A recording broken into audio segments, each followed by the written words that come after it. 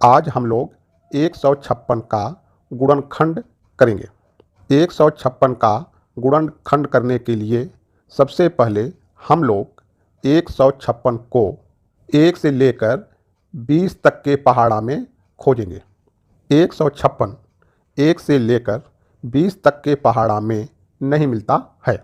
जब कोई भी संख्या 1 से लेकर 20 तक के पहाड़ा में नहीं मिलती, तब उस संख्या को विभाजिता के नियम से हम लोग छोटा करते हैं। तो सबसे पहले हम लोग यह देखेंगे कि यह संख्या 2 से विभाजित होगी, कटेगी या नहीं। 156 सम संख्या है। इसका मतलब यह हुआ कि यह संख्या 2 से कटेगी अर्थात विभाजित होगी।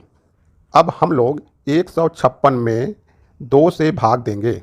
2 सत्ते 14, 5 में से 4 गया 1, 1 में से 1 गया, 6 को उतार लाएंगे, 2 अट्ठे 16। तो इस 2 को हम यहाँ लिखे हैं, तो इस 78 को हम यहाँ लिखेंगे। यह 2 केवल 1 से विभाजित होगा और अपने आप से। तो इस संख्या को अब विभाजित नहीं करना है। अब हमारे सामने है 78। अब हम 78 को खोजेंगे, यह किसके पहाड़ा में मिलता है। 78 मिलता है 13 के पहाड़ा में।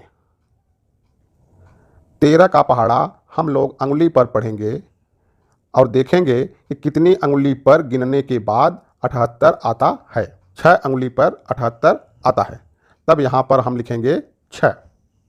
यह 13 किसी के पहाड़ा में नहीं आता और कटेगा तो केवल 1 से और अपने आप से।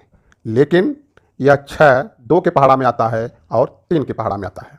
तो हम यहाँ पर 2 लिखेंगे और 2 का पहाड़ा अंगुली पर पढ़ेंगे जब तक कि 6 न आ जाए। तो 3 अंगुली पर 6 आता है। यहाँ पर ध्यान दीजिए कि 6 3 के पहाड़ा में भी आता है। यदि हम 3 लिखेंगे और 3 का पहाड़ा पढ़ेंगे तो 2 अंगुली पर 6 आएगा, तब यह हमारा 2 होगा। और यहाँ पर 3 1 से कटेगा और अपने आप से, और यह 2 भी 1 से कटेगा और अपने आप से। 156 का गुणनखंड लिखने के लिए हम लोग उन संख्याओं को नहीं लिखेंगे जो किसी के पहाड़ा में आए हैं, जैसे 156 खुद, 78, 6। इन तीनों संख्याओं को हम गुणनखंड में नहीं लिखेंगे। इसको हम इस तरह से भी समझ सकते हैं कि जिन संख्याओं के नीचे यह तीर का निशान बना है, उनको हम लोग नहीं लिखेंगे।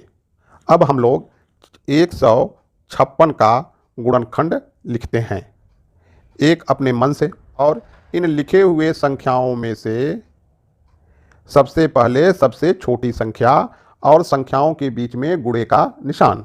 तो 1 गुणे यह वाला 2, गुणे यह वाला 2, गुणे 2 के बाद 3 ये वाला, गुणे 3, और फिर गुणे क्या बचा है 13।